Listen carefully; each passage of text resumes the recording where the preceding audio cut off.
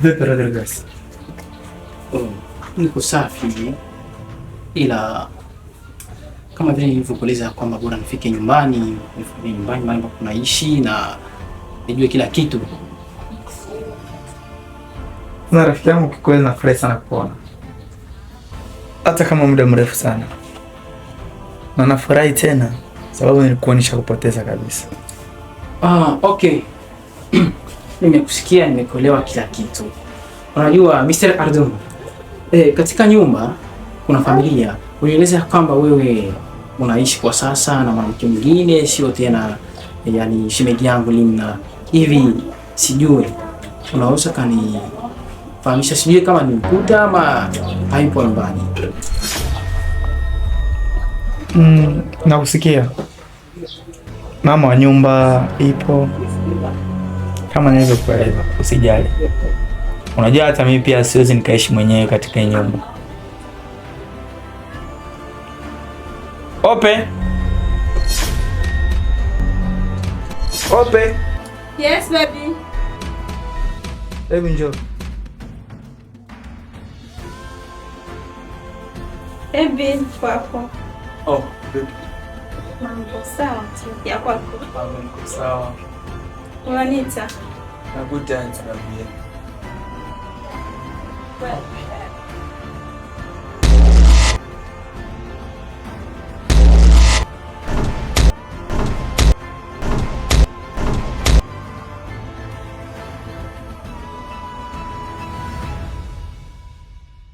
Rodri.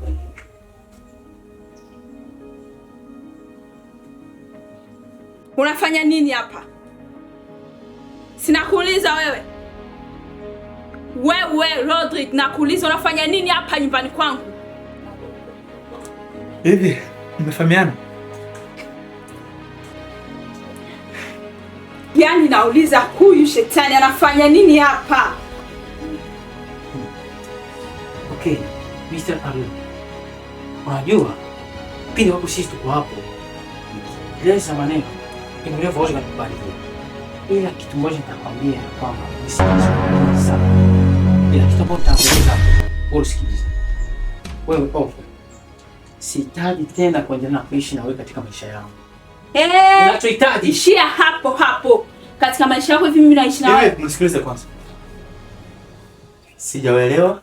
Sawa. So baby, takueleza. Yaani uliponikuta kabla hujakuja mimi hapa nyumbani. Ope, kimya wewe. Sikilize.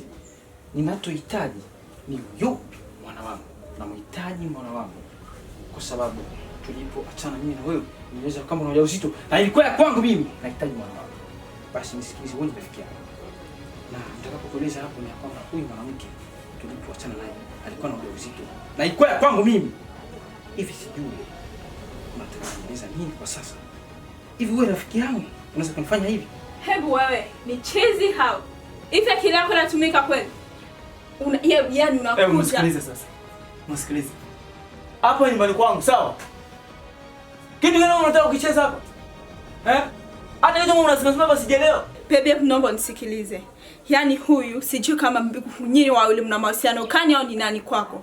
Lakini huyu mwanaume ambaye unamuona hapo, uliponikuta mimi barabarani nikiwa nikiteseka na omba. Yote sababu ni huyu. Yeye ndiye alisababisha mimi niteseke. Yaani simhitaji humu ndani. Nataka aondoke tena sasa hivi. Hivi sasa mwanichanganya.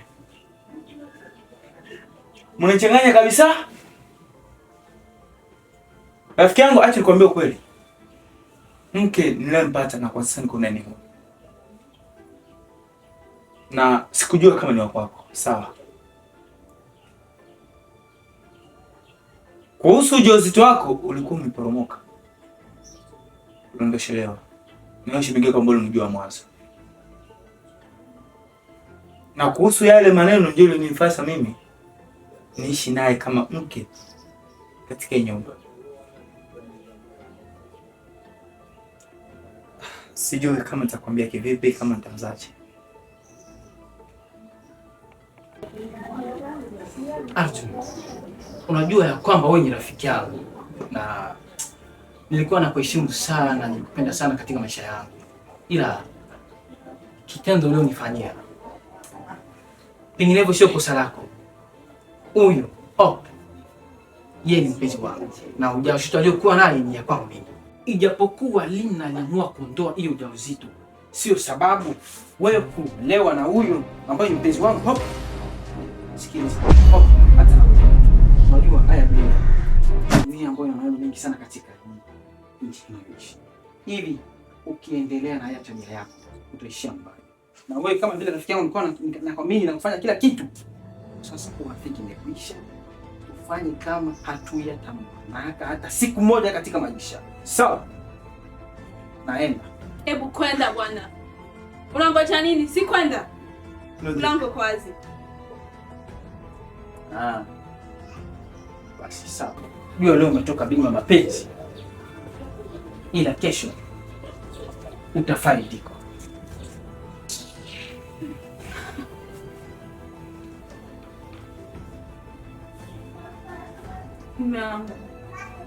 Yaani sijui hata nisemeje. Haya mambo ya kweli yamenichanganya.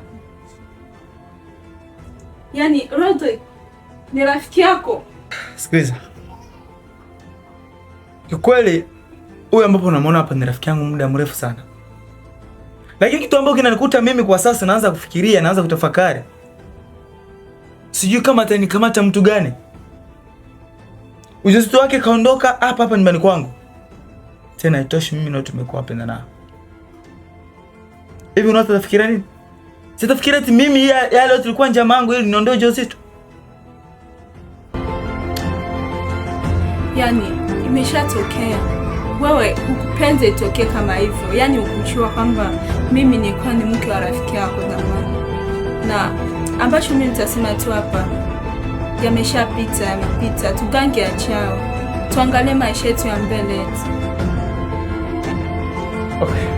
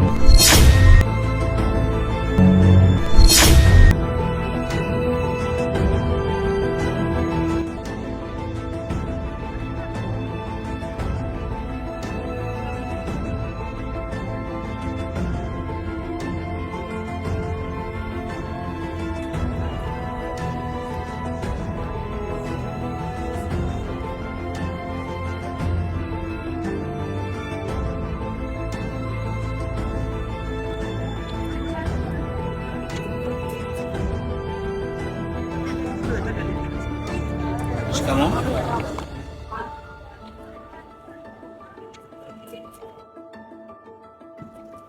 Shikamoo Limna. Marahaba. Mbona sikuone kawaida? Boss, nimetoka nyumbani kwako, nimekuta haupo na maongezi na wewe. Wow. Wow. Unaweza kuongea tabu? Haina shida. Yaani boss, nahitaji msaada kutoka kwako. Nataka tu unipokee jinsi nilivyo. Na imani ya kuwa ni ngumu sana kunielewa. Nijua mimi ni mkosefu, tena nimeumiza moyo wako. Lakini nataka turudi kama zamani kesho. Samahani kwa yote ambayo nilikufanyia. Ninakuomba kesho. Please, naomba turudi kama zamani. Nimekusikia. Lakini kuna kwa bahati moja mbaya ambao itasababisha tena lengo lako lisingelitimia. Ila nina msaada mmoja nitakusaidia tu, ni msaada wa maombi, kuendelea na kumwabudu. Kulingana na penzi wa ambao tulikuwa nao zamani, nidhani tena kama endelea. tayari wewe ni mwanamke mtu, unakuwa na kwako na mume wako anakupenda pia na unapenda mume wako. Je, mimi naweza tena kuingiza kati upenzi? Unajua kwamba ni dhambi na maneno yote ambayo yamekwisha pita tunayaacha kama story. Nadhani ninakujibu. Please, naomba usinifanyie hivyo. Wewe ndo kimbilio langu la pekee, na sitarudia makosa ambayo nilikufanyia kitambo.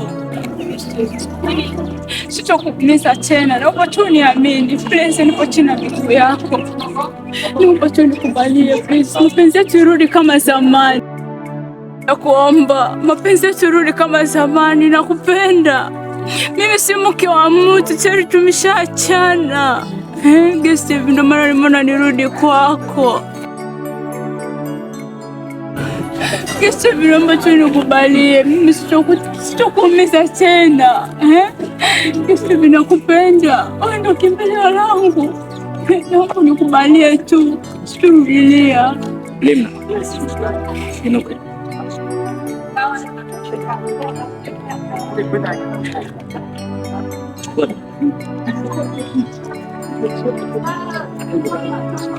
Okay. Nakusikia. Nakupangalisha moja. Usikue tena siku lingine ambao unaweza kupigia mwanadamu magoti, bali mwachie Mwenyezi Mungu ndo mpigie goti. Sababu mimi nina mwili, nina moyo ambao inaweza kuhuzunika.